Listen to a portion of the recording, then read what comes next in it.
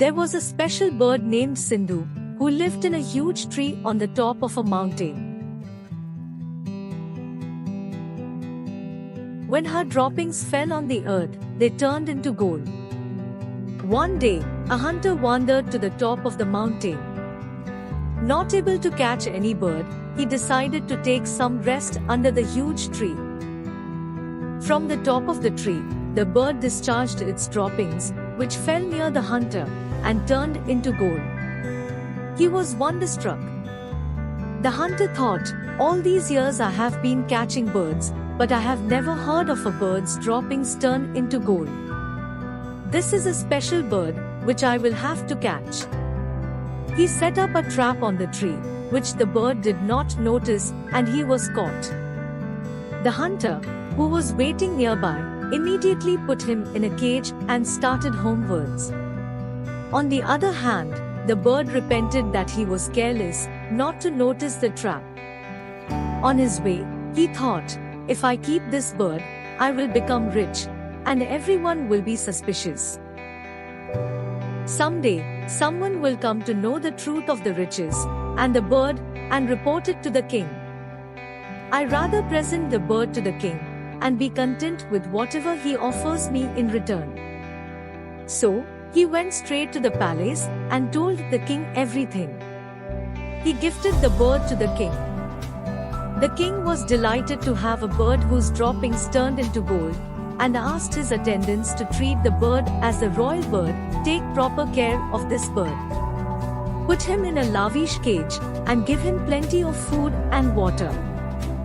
Suddenly, one of the king's ministers requested, "O king, how can a bird's droppings turn into gold? How can you trust this mere hunter who is not knowledgeable? I advise you to release the cage and let the bird go. As for the hunter, please punish him for forgery." The king pondered over the words of his trusted and knowledgeable minister, and asked his guards to arrest the hunter and release the bird. No sooner had the bird freed, it flew up and perched himself at the top of a nearby gate. He discharged his droppings, which to the amazement of the king and his ministers, turned into gold. Realizing he had made a mistake, the king ordered his guards to catch the bird. But the bird was already free. He promised himself not to be careless again, and flew off where nobody can catch her again. The wise indeed say, "Check thoroughly even what seems to be impossible."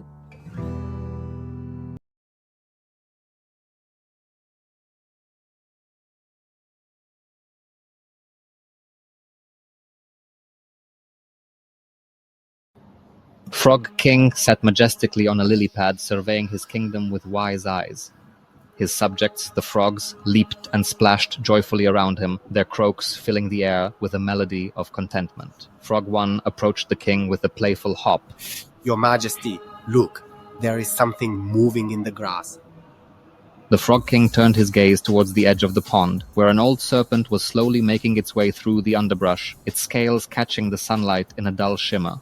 The old serpent paused by the water's edge, letting out a long, sorrowful sigh. "Do not fear me, dear. Frogs, It spoke, its voice a soft whisper of age and weariness. I have been cursed by a sage and can no longer hunt. Instead, I am bound to serve you." Frog King eyed the serpent skeptically, his mind racing with caution and curiosity. "How can we trust you, serpent?" "I have no choice. The old serpent replied, lowering its head in apparent submission. I offer my back to carry you wherever you wish to go." Frog 1 was the first to leap onto the serpent's back, his excitement overcoming his fear. "Come on, everyone. Let's see the world from up high." One by one, the frogs joined him, their laughter echoing through the dusk as the serpent gently glided across the water, carrying the frogs on its back. Frog King watched from his lily pad, his heart torn between joy at his subjects' happiness and a nagging doubt about the serpent's intentions. The old serpent, now weak from lack of nourishment, called out to the frogs one evening. "Dear frogs, I have served you well, but I am starving. Grant me just one small frog to eat, and I will continue to serve you. Horror spread through the frog community. Frog King leapt to the front, his voice firm. We trusted you, Serpent, and now you show your true nature. Frog 1 jumped from the serpent's back, splashing into the safety of the water. Quick, everyone, back to the pond. The frogs retreated swiftly, their trust shattered, leaving the old serpent alone by the water's edge, hissing in frustration before slithering away into the reeds. Frog King addressed his subjects, his voice calm yet resolute. Let this be a lesson to us all. Beware of sudden kindness from a known enemy. The frogs nodded in agreement, their hearts lighter with the knowledge gained from the encounter. As the night embraced the pond, they settled back into their peaceful lives, wiser and united.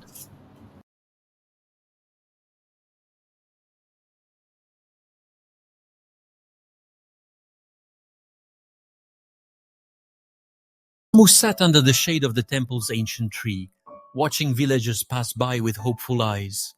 His dreams were as vibrant as the dawn, filled with fantasies of a life far removed from his humble existence. Merchant paused beside Ramu, noticing the old man's wistful gaze. This is for you, old man. Drink well and stay strong. He handed Ramu a pot of milk, his gesture as warm as the midday sun. Ramu accepted the pot, gratitude lighting up his face. Thank you, kind sir, he exclaimed, holding the pot carefully as if it were a treasure. In his dreams, Ramu saw a future transformed by the contents of the pot. I will let the milk turn into curd. Then I'll sell it and buy a hen. The hen will lay eggs. I'll sell them and buy a goat. The goat will give me milk. Then I'll sell the milk and buy a cow. Soon I'll be a rich man with a big farm. His imagination painted scenes of prosperity, where he walked among lush fields and grand structures. Engrossed in his visions of wealth, Ramu kicked out excitedly, waking to the shattering reality of the spilled milk. His heart dropped as he stared at the mess, his dreams evaporating like morning mist. Oh no, my dream. All gone.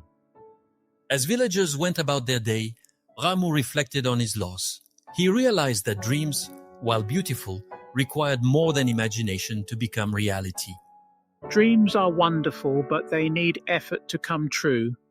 Simply dreaming without action leads nowhere, he thought, a gentle smile crossing his lips. Determined to turn his dreams into reality, Ramu offered his assistance to a local tea seller, eager to earn his keep. One step at a time, he started building his future, knowing that each small effort brought him closer to his dreams.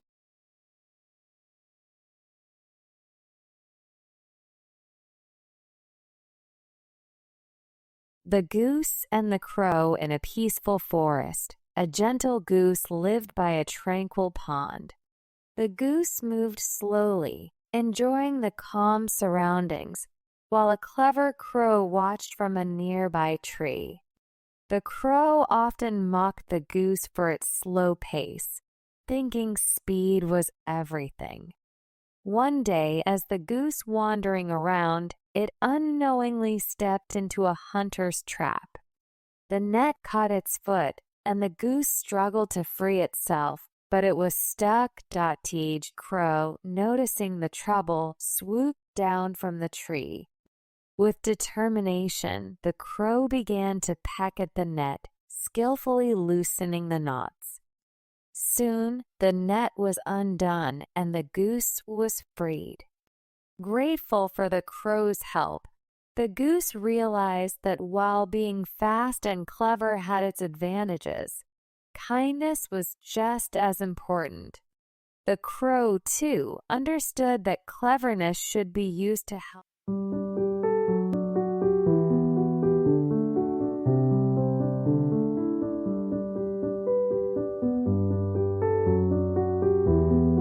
In a lush green meadow, a donkey grazed peacefully, munching on sweet grass. Suddenly, a sly fox appeared, his eyes gleaming with mischief. Good day, dear donkey. You look quite plump and healthy. Good day to you too, Mr. Fox. I've been looking for a strong companion for a grand adventure. Would you like to join me? An adventure? Where are we going? Follow me, my friend. I've discovered a hidden treasure at the bottom of this well. Treasure?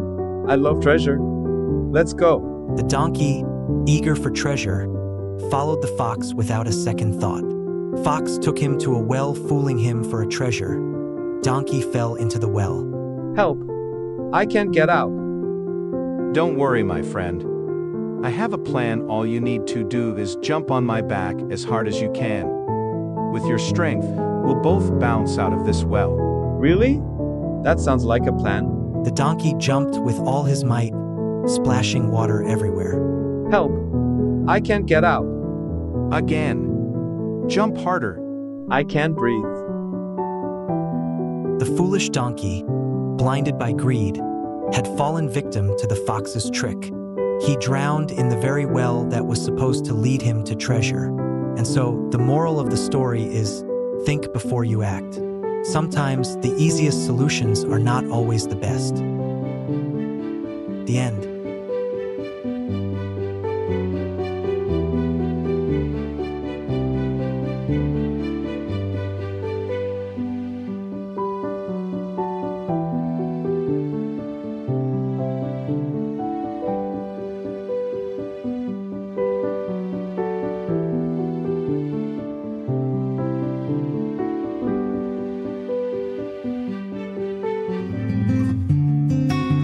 One day, the people of a village caught a tiger and kept him in a cage.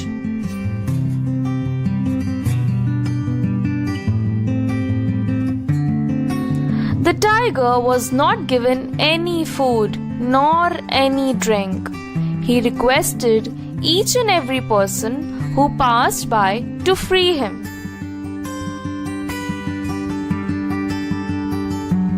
He told them that he would not kill or harm anybody, but no one believed the ferocious animal.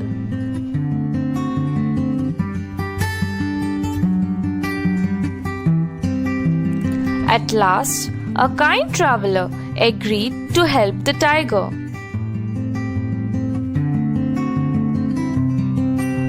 After the tiger promised not to kill him. But as soon as the traveler opened the cage door, the tiger wanted to kill the man.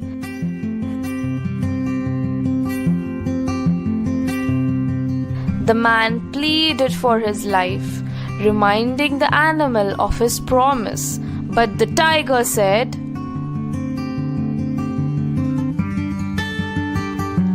I am hungry, and you are my prey. How can I let you go? Meanwhile, a fox happened to come there. He heard everything from both the tiger and the traveler and said,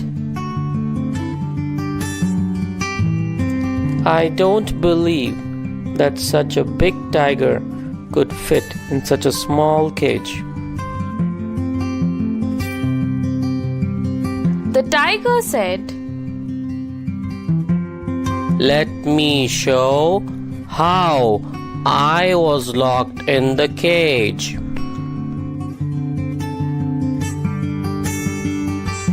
So saying, he entered the cage.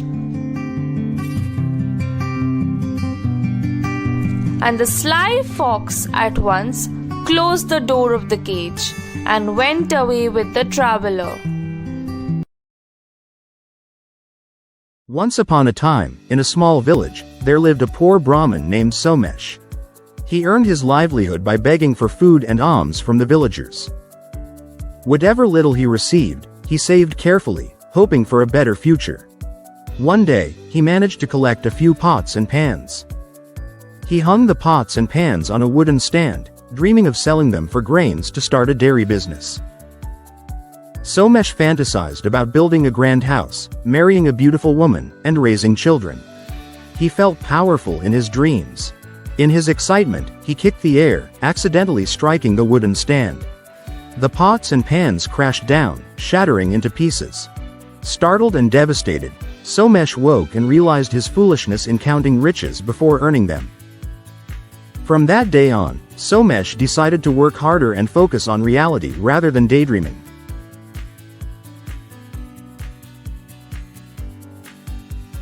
Moral: do not build castles in the air. Success comes through effort and hard work.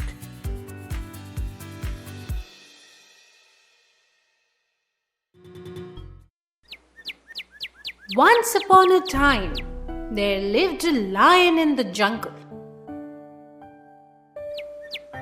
He was very powerful and strong, and all the animals of the jungle feared him.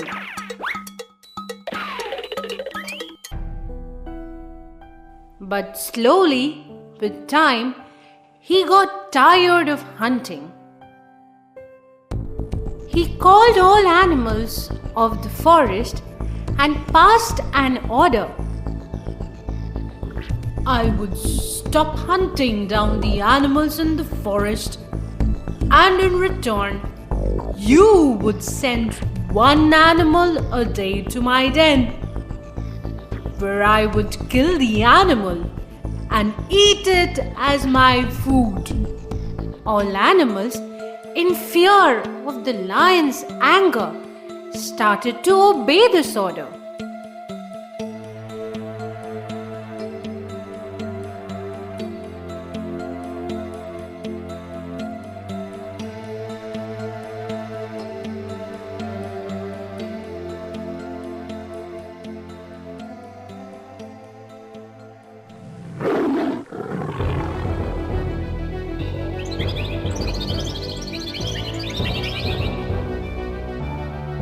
One day, it was the hare's turn to go into the lion's den. He was very sad. On his way to the lion's den, he came across an old well.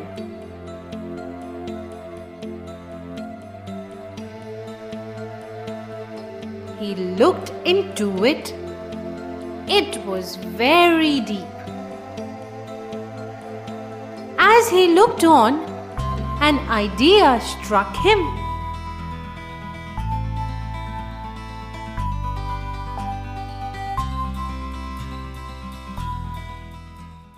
The lion was very angry that no animal had come that day. The hare slowly came towards the lion. The lion roared. "Why are you late?" The hare humbly replied, "On my way, I happened to meet another lion in the jungle. He kept claiming himself to be the king of the jungle and wanted to eat me. I got away with much difficulty to give my life to you, Your Majesty." The lion was pleased with the hare, but the thought of another lion in the jungle made him angry. The lion roared, "Do you know where he lives?" The hare replied, "Yes, sir. Please come with me." The hare took the lion to the old well.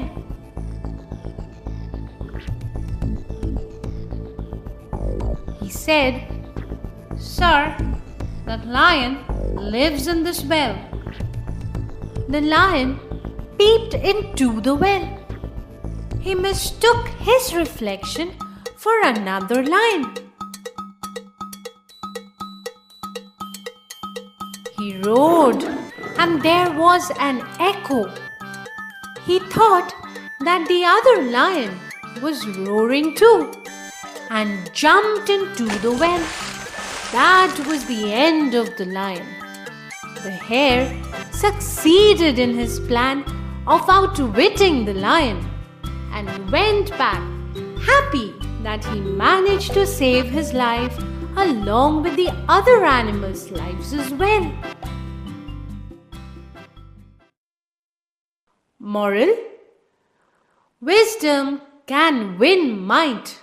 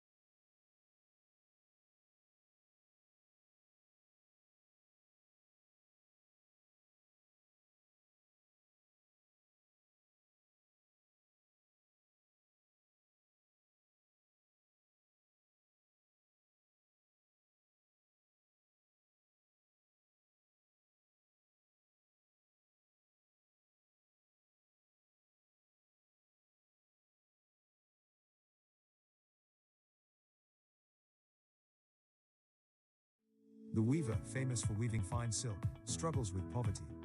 To aid his wife, he heads to the forest to gather wood for cooking. Spotting a sturdy tree, the weaver raises his axe. Suddenly, a voice pleads, "Stop." Startled, he looks around but sees no one. Ignoring the voice, the weaver swings his axe again. This time, the voice grows louder. "Please don't cut this tree." The weaver, curious, asks, "Who's speaking?" A gentle voice replies, "I'm a tree fairy. Spare my tree, and I'll grant you one wish." Amazed, the weaver agrees to spare the tree. He tells the fairy, "Let me discuss this wish with my wife first." At home, the weaver shares his encounter.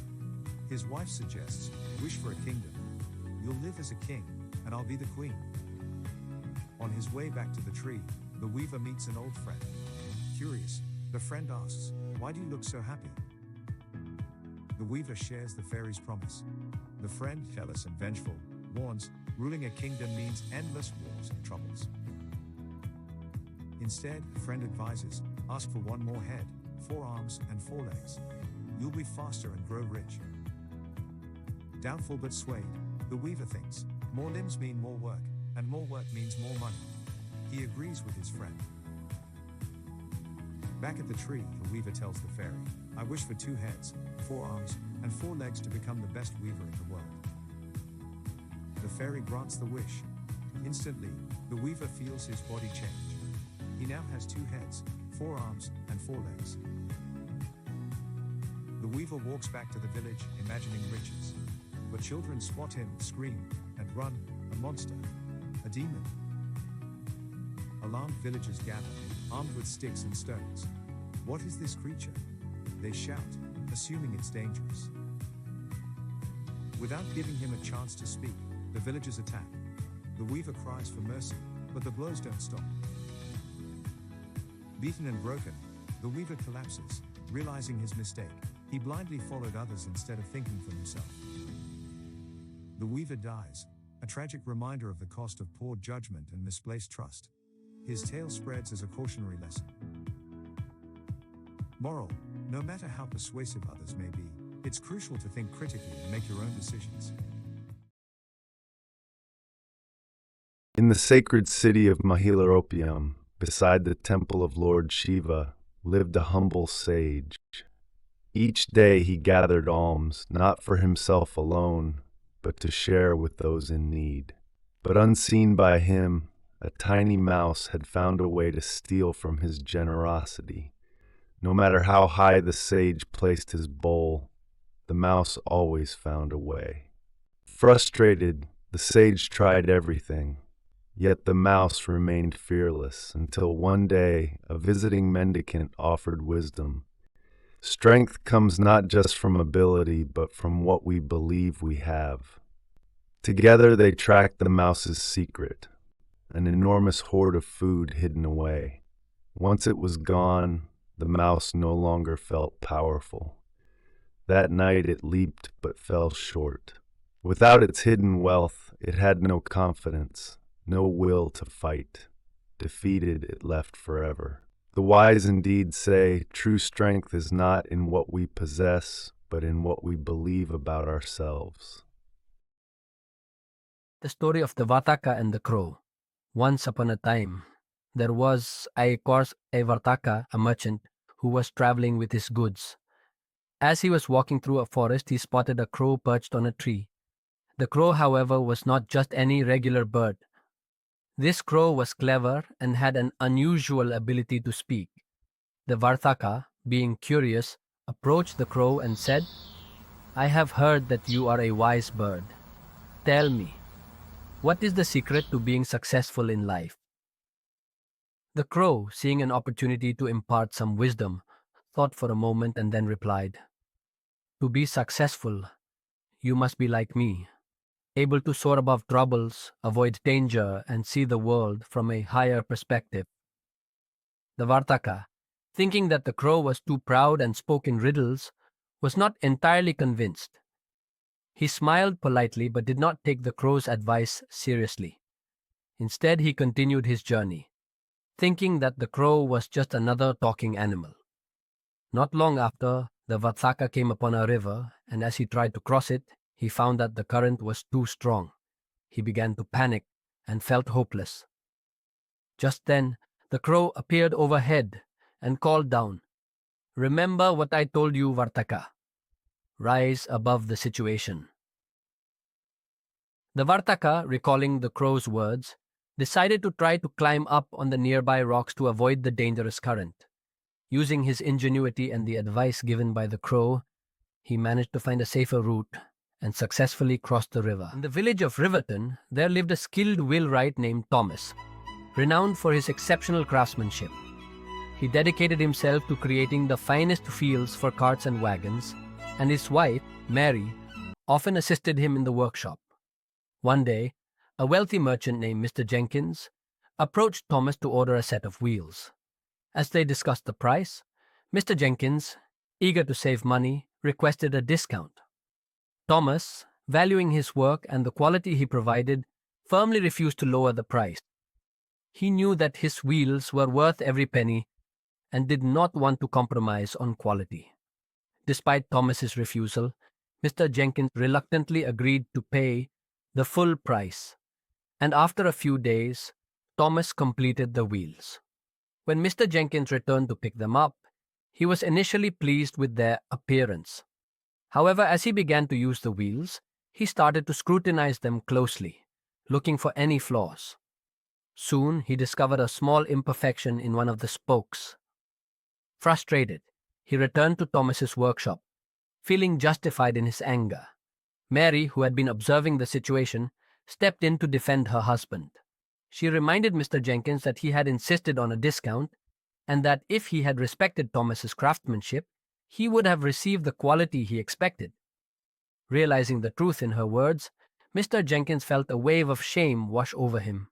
He understood that his insistence on a lower price had clouded his judgment and led to his disappointment. From that day forward, he learned to appreciate the value of quality craftsmanship and never asked for a discount again. Thomas and Mary continued to run their workshop with pride, knowing that their hard work and dedication